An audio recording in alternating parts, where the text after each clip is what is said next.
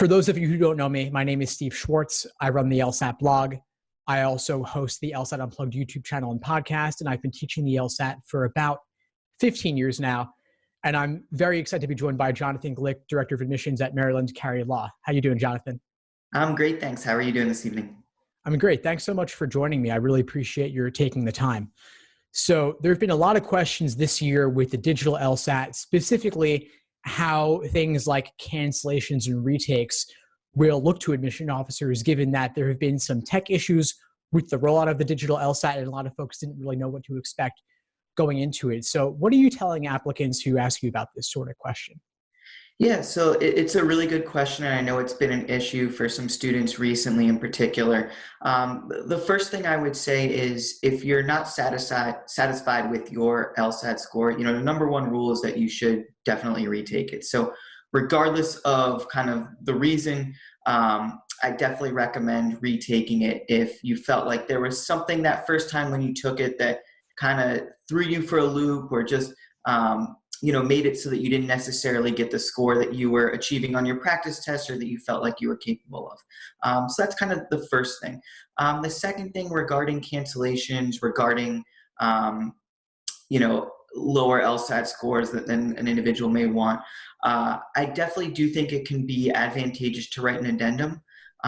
It's one of those factors, though, where you're going to have to think about how you do on future LSATs. If you do take it again, how you did on a past LSAT. Obviously you're not going to want to write an addendum if you have a 154 and then a 155. Right. No, thanks for that. I think students often stress a little bit too much about writing an addendum when the answer so often is simply retake. Yep. I mean, there's no substitute for the score at the end of the day, right? Yep. And, we are understanding of those issues. And if there was something that made your experience particularly difficult, or if you did have to, cancel, you can certainly write an addendum. Now, that being said, if you have one cancellation on an LSAT, that's not necessarily something you need to write an addendum for. Now, if you have 3 or 4 and it starts to become more of a pattern, that's where, you definitely want to consider writing an addendum explaining what those circumstances were. Right. So thank you for clarifying that. So one cancellation, no big deal, not even worth writing about it or drawing attention to it or bringing it up. But that pattern of 3 or 4 or more cancellations or absences starts to look kind of flaky, I would imagine.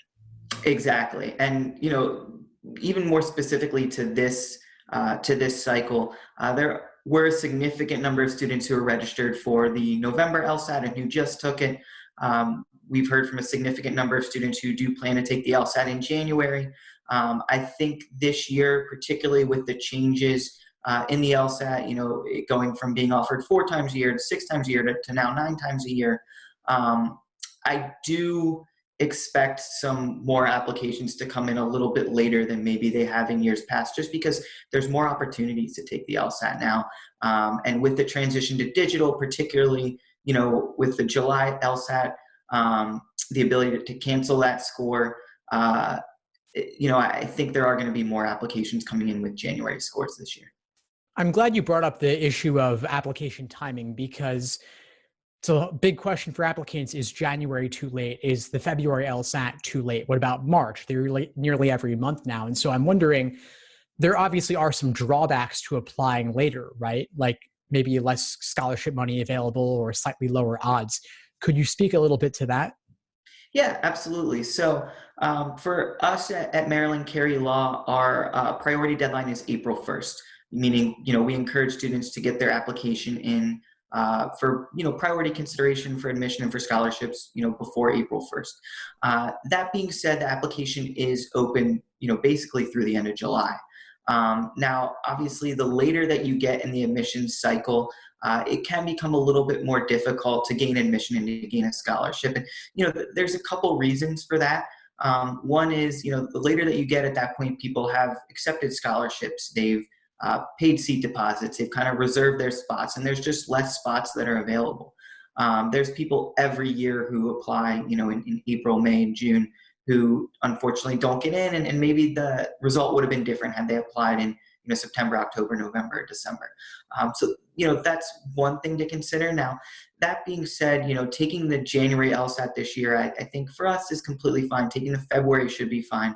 Once you start to get to March or later, at that point, by the time you get your score, you're in April already, and it can become a little bit more difficult on that end to gain admission. So, it's one of those things too, where the later that you apply, the applicant pool is kind of, the applicant pool is bigger really. And so at that point, you are being compared a little bit more to other applicants than, when you're applying really early and there's just not a massive applicant pool at that point in time, there's less of that comparison, I would say. Right now, Maryland Carey Law, that's a relatively later deadline than some of the other schools, wouldn't you say? You said April 1st deadline for priority consideration, Yep. which is only 5 months or less until classes actually start. Yep. So would you say you're a little bit later than average, and some other schools are typically more looking for like the January LSAT to be the last one or the February LSAT to be the last one? Absolutely. I do think we're a little bit later than average. I think a lot of schools are, kind of in that early March range in terms of, you want to get your application in. And honestly, it's not really that different at Maryland. I definitely, just because our priority deadline is April 1st, I wouldn't encourage people to wait until, March 25th to submit their application. It's still feasible, obviously, to get in at that point, but there is an advantage to applying a little bit earlier. And ideally, if you can, I would always recommend trying to get that application in by the end of February or so. And if they're submitted in January or February, you practice, of course, rolling admissions, right? So you're evaluating them as you receive them. Yep, absolutely. We are evaluating them as they come in. We have made some decisions already this year. We expect additional decisions to kind of keep rolling out over the next several months. And when do applications open? They open back in September? Yep, September 1st. Nice. Okay, awesome. So I'm hoping we could dive a little bit into some of the different parts of the application and walk through best practices for each part. Yeah, absolutely. So of course, first and foremost is the personal statement. And that's a big topic right now, since many folks are frantically writing theirs and working on theirs. And I've been helping a lot of my students work through them from brainstorming to final draft. And I'm wondering if you could walk through some examples, if any come to mind, with details anonymized, of course, of what a stellar one might look like and what a terrible one might look like, if anything comes to mind. Yeah, absolutely. So, the one thing I always caution applicants is there's no such thing as a perfect personal statement. You should never go into writing that personal statement trying to tell admissions officers what you think that we want you to say. That's generally not the way to go about it. At the end of the day, I think it's best to think of the personal statement as an interview, and think about it as if, you and I are sitting across from each other and I said, here's 5 minutes, tell me about yourself, tell me about why you want to go to law school, and kind of answer those questions as to why law is your career goal. And I think that's really a good guideline in terms of getting that personal statement off the ground and starting it. A lot of times the hardest part is getting it started. And then the second hardest part sometimes is paring it down.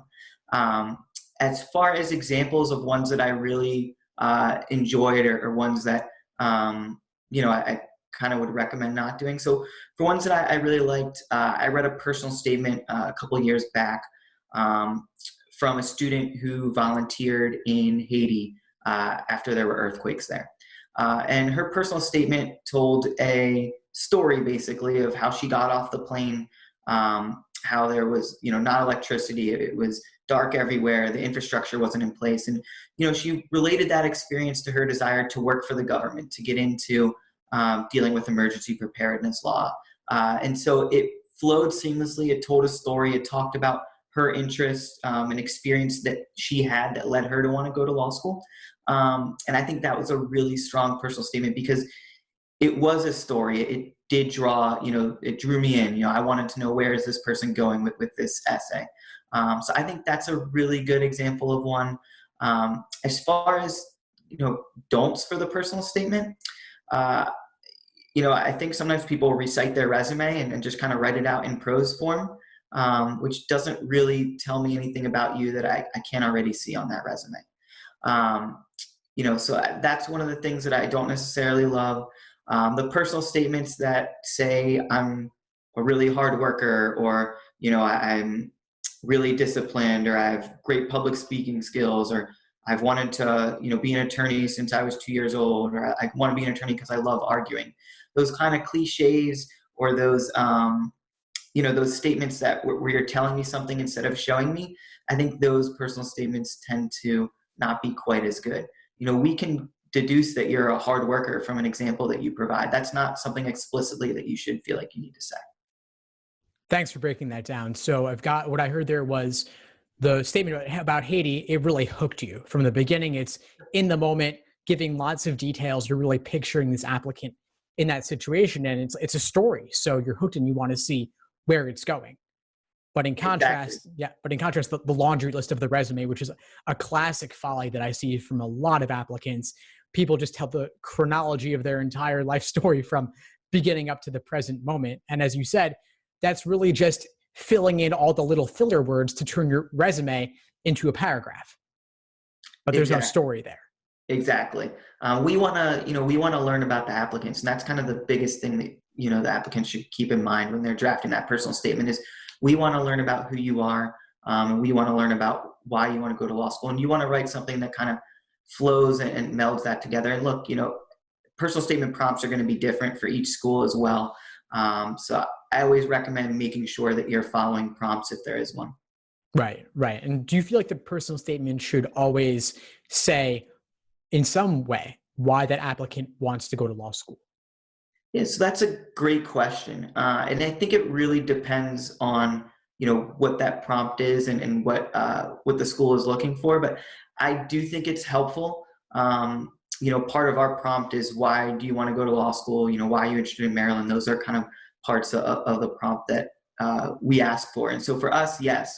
But more generally, I think when students really sit down and think about why they want to go to law school, usually it's related to an experience they had, or a class they took, or a professor, or it could be a current event, something in their background. There's usually kind of a story there that you can kind of weave parts together and really give us that clear idea as to who you are and why you want to go to law school.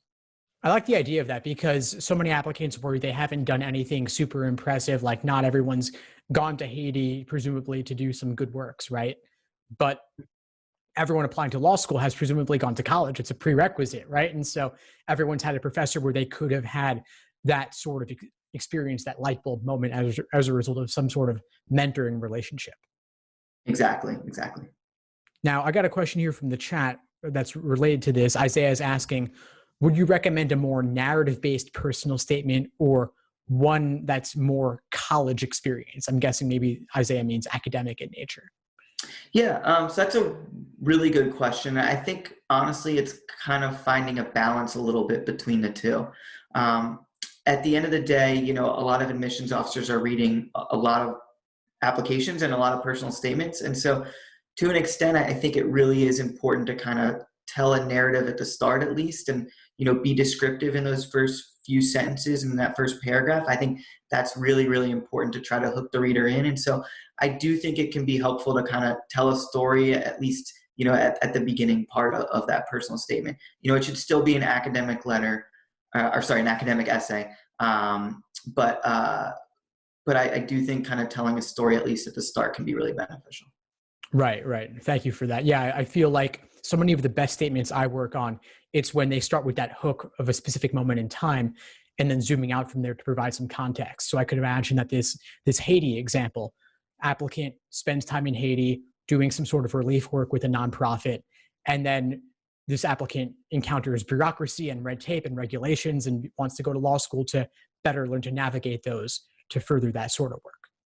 Exactly. And that's kind of perfectly described the personal statement that I really enjoyed. Awesome. Yeah, same here. So we've got a few questions here on a slightly different tack related to the transcript. Specifically, if an applicant, let's say they have a lower than desired undergraduate GPA, they want to know what is the role of a master's degree or other graduate level work? Because my understanding is that LSAC doesn't really calculate that in their GPA. Yeah, so your understanding is 100% correct. So in terms of reporting purposes, with the LSAC and ultimately what schools are having to report, for rankings purposes. The undergraduate transcripts and the undergraduate GPA, that's what really matters in that regard. However, the caveat to that is GPA and LSAT are indicators of a student's ability to be academically successful, not only in law school, but also, down the line, the ability to pass the bar. And so those are measures that we're kind of looking for, or looking at to determine whether a student's going to be academically successful.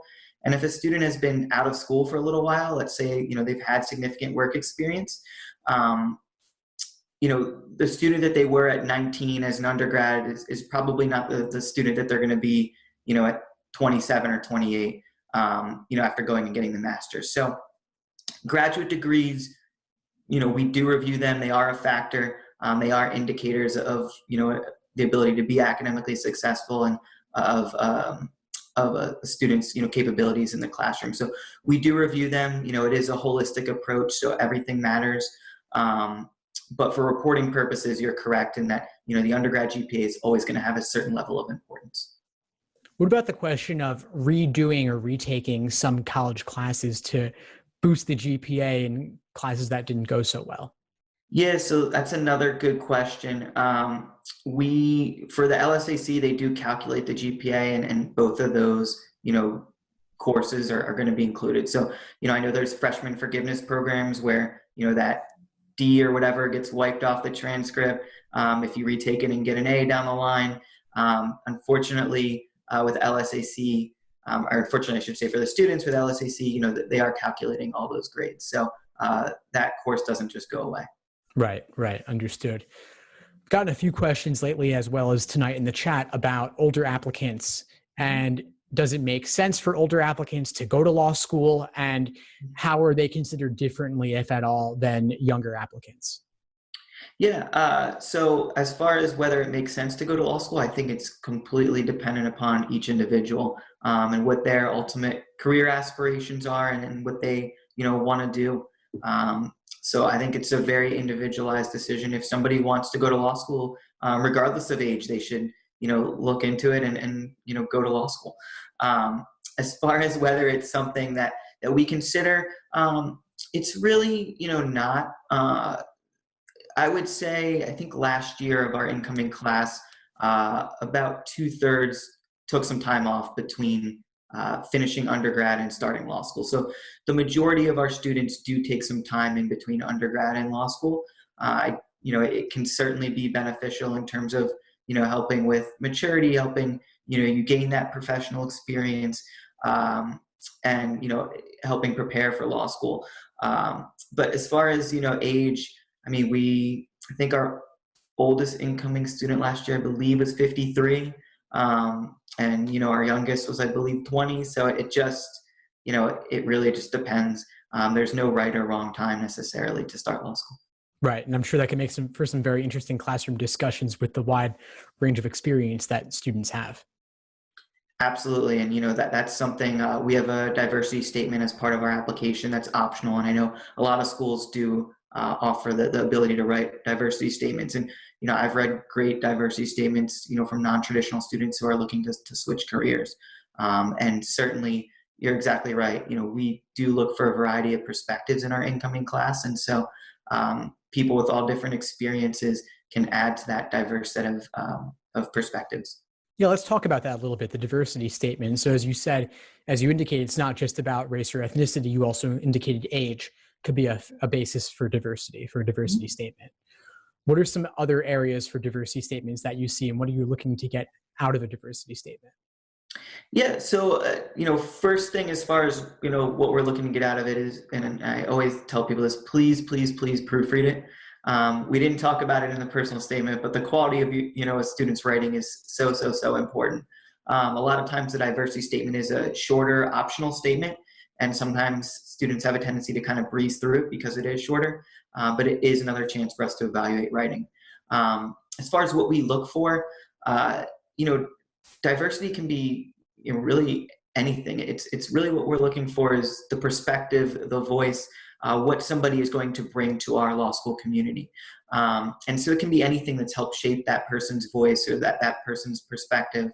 It could be related to ethnicity or gender or religion. It could be something more non-traditional, like somebody who's had a lot of work experience. It could be somebody who served in the military, who's, lived in a bunch of different countries and met people from, a variety of different cultures. And so it can be literally anything. It's just kind of that voice and that perspective and how that student arrived at that voice.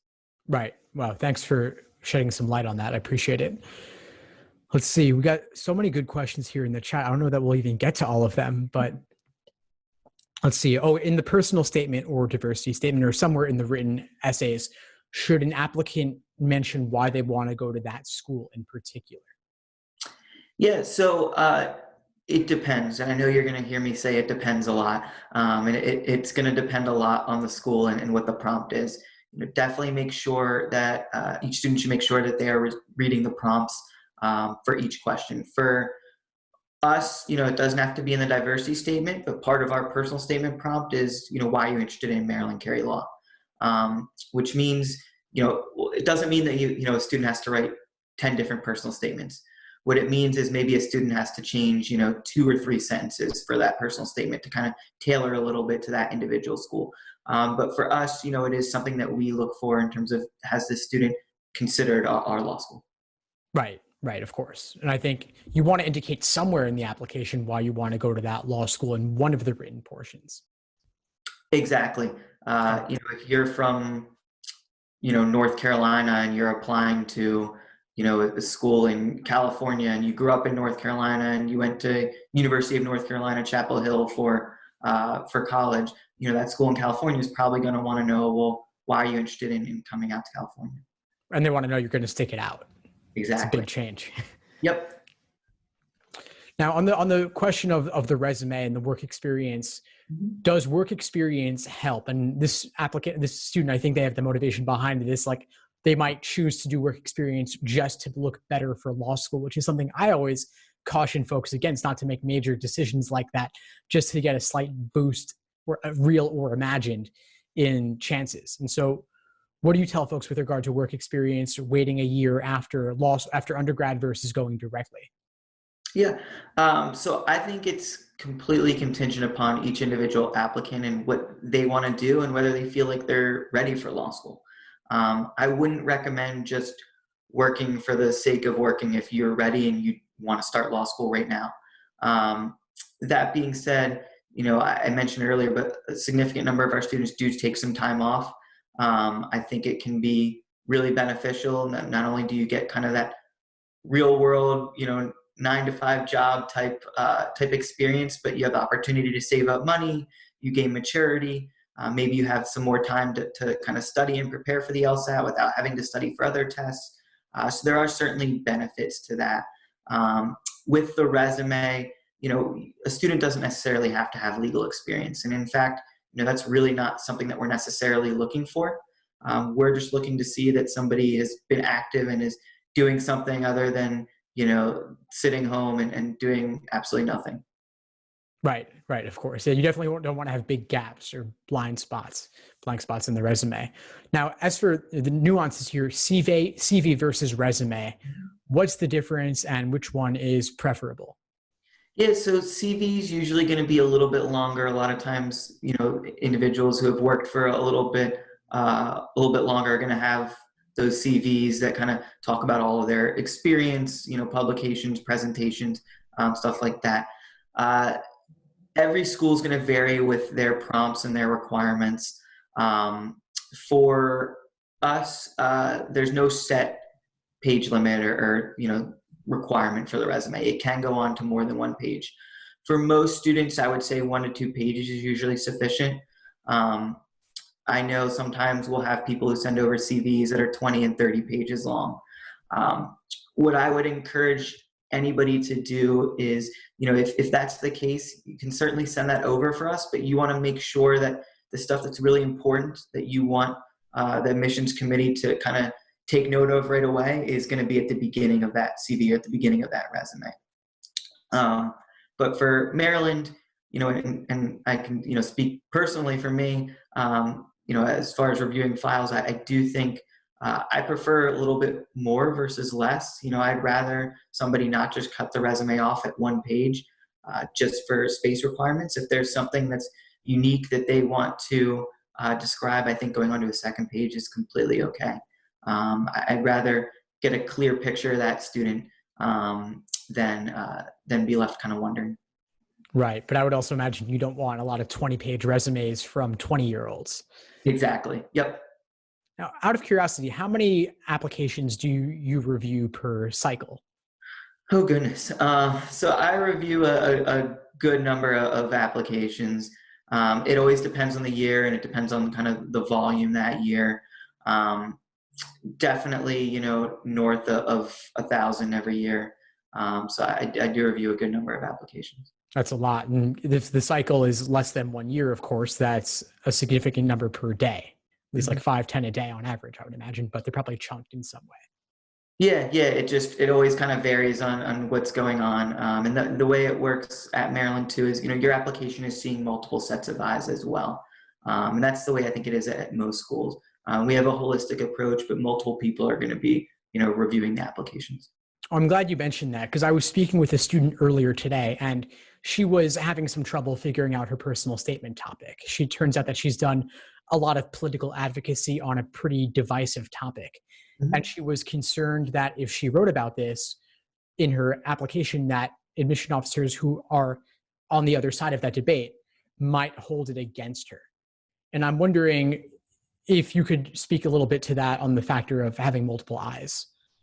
Yeah, so I think, having multiple eyes kind of not only does it protect against, something being missed or something like that, but also it's multiple viewpoints being able to read that personal statement. And sometimes I think it's helpful for applicants to know that, because in general, the personal statement shouldn't be written for one specific audience, because you just don't know who's necessarily going to be reading your personal statement. It could be a faculty member, it could be somebody in the admissions office, it could be a current student. There's just a bunch of different people that could be potentially reading that personal statement that have all different views from all different backgrounds. So generally I do think it kind of helps insulate and helps that personal statement kind of be evaluated by just multiple people with different viewpoints. Right. And I would imagine that you're not looking to evaluate it with an eye towards like having an interest in what this person wants to do. It's more about, do they have the ability to make it through law school and succeed? Exactly. It's, do I get a clear sense as to why this person wants to go to law school, as to, who they are, and, does this person have the ability to succeed? Is their writing clear? Is it concise? I practiced for several years in DC before I started working in admissions, and being able to write is very, very important, and that's always going to kind of be the paramount thing in that personal statement. Right. Thank you for that. So let's see, other parts of the application, the letters of recommendation. Let's talk a little bit about that. Mm-hmm. How many are you looking to get? And is it okay to have none that are from professors or only from professors? Yeah. So it's going to, again, I'm going to hear me say it repeatedly, but it's going to depend on the school. It's the same thing lawyers say, right? It depends. Yep. It's something to get used to saying, because I imagine everybody listening to this webinar is going to say it multiple times throughout their career. But yeah, so letters of recommendation at Maryland, we require 2. You can submit up to 4. What I would say is quality is usually what rules out. So, don't necessarily just submit 4 for the sake of submitting 4. If there's 2 people who you feel are going to write you very, very good letters of recommendation, then that's usually sufficient. We do not require an academic letter. However, if somebody is still in undergrad or recently graduated, like it's a year out, I do think an academic letter can be beneficial. Now, again, that's something where every school really is going to vary. There are some schools that do require academic letters. For us, the most important thing is, how well does this person know you? Are they going to be able to write you a strong letter about your academic capabilities or your professional capabilities? But the deciding factor, I think, in terms of who students should ask, to be, what can this person say about me, and are they going to be able to, provide me a strong and detailed letter? Right, right, of course. And so avoiding the famous people with the big names in favor of those you actually know personally. Exactly. I think that's always the route to go. It's nice to have a letter from, your local congressman, but if that congressman has met you one time, it's probably better to just ask the, campaign manager or, the chief of staff or whoever it is who knows you a little bit better. Right, right. That makes a lot of sense. So with regard to rolling admissions, we have a question on this again. Mhm. When do you get back to students during this cycle? Yeah, so again, it's going to depend on each school. For us, it's usually around 6 weeks or so. But that time can certainly be shorter, it can certainly be longer. It just depends on the cycle and the flow of applications um, more than anything else. Right, right. That makes a lot of sense. And does it tend to the decision making process, does that tend to get longer as you get later into the cycle? So 6 weeks at the beginning and then more time as it goes on? I would say it can be a little bit longer sometimes in, you know, later January, February, March. That time period can certainly be a little bit longer than other times just because that's usually when there's a significant heavy flow of applications. Whereas, September, October, November, there's certainly applications, but they don't come in quite as much as they do kind of right after the new year. And particularly with the changes in the LSAT and the changes in the timing, it's a little bit different of a year this year because there's not necessarily those data points that match to the exact same data points, last year. But there were a significant number of students who took that November LSAT, and so I do expect a lot of applications in January. Right, right. We've got some Maryland specific questions here, if you don't mind diving into Sure, those. absolutely. All right. So does Maryland Carey law allow students to defer admission? Yeah, so it depends. I know I'm just repeating myself over and over again, but it depends. We do accept requests for deferral, and it always depends on space or it depends on space more than anything else. But I would say more often than not, we do grant deferrals. Okay, that's good to hear. And then what about reapplying if someone gets denied or doesn't get the scholarship money they're looking for and they want to Yeah. reapply? Students can absolutely reapply. We have reapplicants every year who, maybe they didn't get in last year and then they get in this year, or maybe they got in but didn't get the scholarship they wanted, and then this year they'll get more scholarship. It's a really, really individualized question. What I would encourage, the students to do who are interested in reapplying is call the admissions office of whichever school you want to reapply to. Mention that you're a reapplicant. Ask them if they have time to kind of speak with you about the application and kind of go over what maybe can change or what would be beneficial for that student for the new cycle. That's nice. So you're willing to have those conversations and give them like specific pointers on what they might need to change. Absolutely. I think sometimes students think that, admissions offices aren't going to answer them, but that's what we're here for. We want to make sure that student has all the information they need in order to succeed and in order to make the best decision for themselves. So absolutely. And look, the worst that happens is the school says, no, we can't discuss that with you. That's literally the worst thing that could come of that. Right. No, that's pretty cool. Now, if someone's reapplying, I've heard from a couple of other admission officers that they typically want applicants to write a new personal statement. Is that something you're looking for as well, typically? So it really depends. I do think I think it can be helpful sometimes, but if somebody wrote a really great personal statement, they don't necessarily have to write a new one. I mean, it really depends. Maybe it's somebody who applied in May and there wasn't space available anymore. And so applying in, September, October, puts that student in a better spot. So I don't think it's a necessity. But again, that's one of those where I recommend speaking to admissions and talking a little bit about the personal statement. Right. They can get that personal feedback if they contact the office. All right. Let's see other questions here. Someone's asking about percentage of first year dropouts at Maryland Carey. Yeah, so it's pretty much zero. We have very, very few. I think we've had, I want to say like one or two over the last several years. So It's not something that's particularly common. Well, yeah, that's negligible. That's like nothing. Yep. That's good. That's good to hear.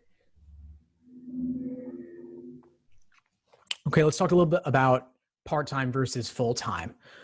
Is there any difference in terms of numbers that are required for each program? Does Maryland Carey offer a part-time program?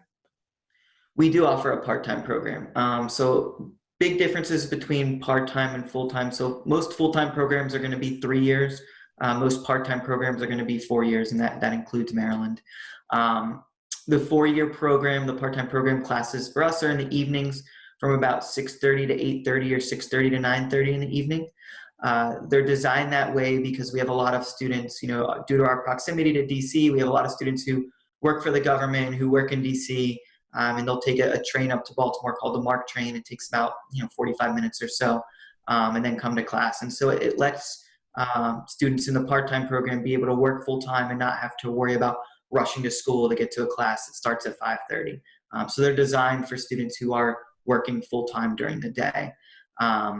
But we have flexible scheduling between those two programs. So just because a student's in the full-time program and is taking classes during the day, they can still take classes that meet in the evening. And same thing vice versa. If a student is a part-time student and there's an elective that they really want to take that meets during the day, they have that flexibility to take a course that meets during the day. It just always depends on that student's work schedule and their flexibility. Nice. So there's a lot of flexibility there if you can take classes across the different programs. Yep. Could you speak a little bit about the different clinics and opportunities at Maryland Law specifically? Absolutely. So our clinical law program is perennially one of the top clinical law programs in the country.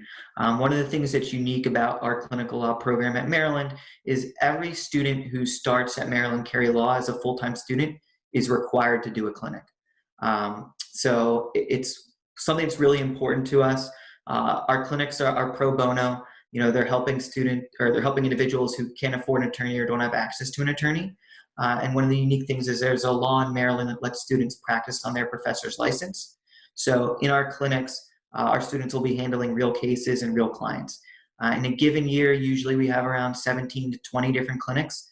So there's clinics in pretty much every area of law that a student may be interested in. There's clinics like our public health clinic that are a little bit more policy based, and so maybe a student who has no desire to ever step foot in a courtroom and no desire to do any litigation based work does a clinic like that. There's also clinics like our criminal defense clinic where you'll have the opportunity, or a student will have the opportunity to represent individuals in misdemeanor cases in Baltimore. So that's something that's kind of unique as well, in that you'll get that real practical experience. You'll be the one in court representing a client. The professor is making sure you're okay. They're there with you, but it's a student who's primarily responsible. Very cool. I love that they can practice under the professor's license. Is that fairly uncommon? I think a lot of states have provisions that give students those opportunities to kind of get that practical, hands-on experience. I mean, it's definitely something that we focus on at Maryland, is that experience-based learning model. It's really important for students to get outside the classroom and get that experience, because I think a lot of times that's the best way to figure out what exactly somebody wants to do. But I do think there are a number of states that have provisions in place where students can practice on their professor's license, but it always just depends on the availability of clinics, how many clinics are offered, stuff like that. Well, it's nice that you have such a robust program in that, and I will imagine that with the proximity to DC, as you mentioned, there are a lot of opportunities there as well. Do you have a lot of students doing summer associateships on Capitol Hill and things of that nature? Yeah, we do. So we do have a significant number of students who work in DC, and I can tell you anecdotally, back when I was in law school, I worked at a firm in DC during my 3rd year of law school and took the train down and back. It's really easy to take advantage of stuff like that. We have a specific congressional and legislative externship program for students who are interested in working on Capitol Hill and doing policy or working in politics. We've had students do externships at most federal agencies. So there's a lot of those opportunities depending on area of interest. And what about some of the electives at Maryland Carey Law? Could you talk a little bit about those? Yeah, so the way our curriculum works is for full-time students, first year is pretty much set. Students get one elective, and then after first year, students are free to really take whatever courses they'd like. We do have, several specialty programs where students can choose to concentrate in a specific area. But the nice thing with those, specialty programs, in addition to, the fact that students don't have to really apply for them, is that you can pursue a specialty and still be able to take other electives. So, even if you're pursuing, let's say a student wants to pursue a concentration in health law or environmental law or business law, usually those concentrations are only going to be, are only going to require about 18 credits or so. And a student's going to have, more than double that in terms of the amount of credits they can take as far as electives. So there's a lot of flexibility there once again in terms of what the curriculum ends up looking like. Exactly. And I think for students who know or have a really good idea as to something they're interested in, I encourage them, some schools will say they specialize, some schools don't specialize in anything. It really varies with each school. What I always encourage students to do is, go onto the websites and open up the course catalog. And if there's an area that you're interested in, make sure that there's a significant number of courses that are offered in that specific area. Right. That's a great idea. See what the current students actually have access to. Exactly. Nice. I love that. So we got some questions on scholarships and financial aid. Sure. So I'm wondering if you could just speak generally first about what are the qualities of an application that is most likely to get merit scholarships? Yeah.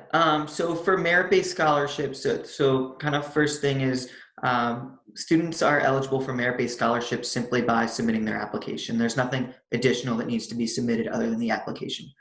In order for a student to put themselves in the best position for a scholarship, numbers become a little bit more important. So being able to reach or exceed a median in either GPA or LSAT can be really, really beneficial in terms of scholarship. So that's kind of the first thing. It is a holistic approach. The whole application is being considered for scholarship purposes, but I do think that GPA and LSAT takes on a little bit more importance there. Yeah, that's the same thing I'm always telling folks. And of course, the GPA is fairly fixed by this point, most likely. So that LSAT score, it's worth retaking. Just a couple points more can make a huge difference. Exactly. I mean, the difference in 3, 4, 5 points on the LSAT can be a significant monetary difference. Yeah. So does that, I typically tell folks that it's worth applying a little bit later if they can get that LSAT up a couple more points, just because of that difference in what it can mean for scholarships or getting into a better ranked law school. Absolutely. I think that's great advice. And I think, to an extent, I would say it is a little bit school specific in that some schools have a little bit earlier deadlines, and it's a little bit score specific too.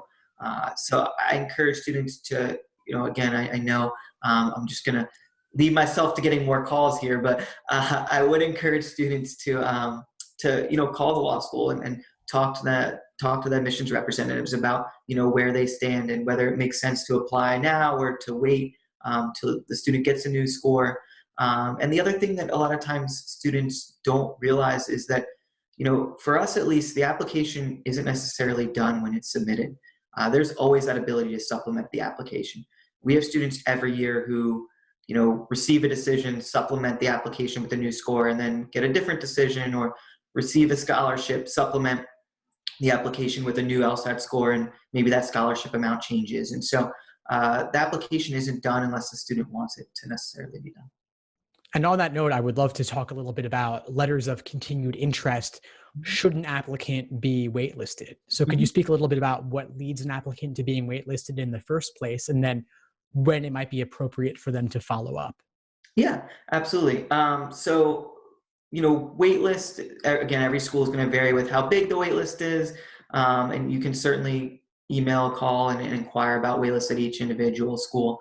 Some schools will rank their preference or rank students on the waitlist. And so you'll get a number. Others, schools will just kind of review everybody and there's no priority or anything like that necessarily. But waitlist is usually when the school just doesn't have enough spots at that time to be able to offer you a place in the incoming class. with letters of continued interest and with waitlists in general, I always think it's great to follow up. Usually I would say once a month or so is pretty good. And, it doesn't mean that a student has to write 3 or 4 letters of continued interest. Sometimes it can just be sending a quick email, making a quick phone call, just letting the school know that you're still interested, and that if you're offered a spot, it's something that you still, that you'd still be able to accept. With letters of continued interest, the big thing that a student should emphasize is, why they're interested in that specific school and what makes them, a good fit, and why they would be an asset to that program. And I would imagine any updates as well if something noteworthy happened that could strengthen the application. Exactly. Any updated, LSAT scores, any updated transcripts, a new letter of recommendation, all that stuff can be beneficial. The caveat to that, I would say, is, if a student applied and had a certain GPA, and then the last year in college that GPA went down, maybe you don't want to send new grades that that aren't necessarily as positive as the previous ones. Right, for sure. That definitely wouldn't help. Does any of this differ for part-time applicants with regard to the scholarship money or how to handle the wait list? No, so for us it doesn't, and in part that's because there is such flexibility and between the programs, and there is ability to kind of maneuver around. In that, part-time students aren't taking classes only with part-time students, and full-time students aren't only taking classes with full-time students. So there isn't really a difference in terms of the review and in terms of the waitlist process. Well, that's good to hear. Yeah, it's something folks with part-time are always thinking it's going to be different in some way and wondering about that. So thanks for clarifying that. Binding decision programs, got a question about those. Do you offer one of those? And is the January LSAT too late for that program? Yeah, so we do offer a binding decision program. There are a couple requirements for that. The biggest ones being that it's only available to Maryland residents or to individuals who graduated from a college or university in the state of Maryland. So it is a little bit restrictive in that sense. The January LSAT will be too late for the binding program. Our last deadline for the binding program is, I believe it's January 4th. So it'll be a little bit too late for that. With any binding program, I always encourage students to make sure that it is 100% where they want to go to school, and to make sure they know the financial ramifications of that binding program. Does it come with a scholarship attached? Or if it doesn't necessarily come with a scholarship attached, the student needs to make sure that they're comfortable of going to that school, whether they get $30,000 or whether they get $0. Right. Oh, that's good to hear. Well, I think we've hit some of the biggest questions in the chat for tonight, but I would imagine that folks could follow up with you with any of the more nuanced ones, assuming they don't pester you too much. No, absolutely. That's what we're here for. We're here to help. There's no pestering at all. Awesome, Jonathan. Well, I really appreciate your taking the time. Do you want to just share with folks the best way to get in touch with you and to find out more about Maryland Carey Law? Yeah, absolutely. So obviously, check out our website. That's a great way to find information. We have links on our website for upcoming events, upcoming webinars. You can come sit in our class, take a tour. Those are all things that we can arrange for students. For me personally, my email address is jglick, and that's the letter J, and then my last name Glick, Glick, @law.umaryland.edu.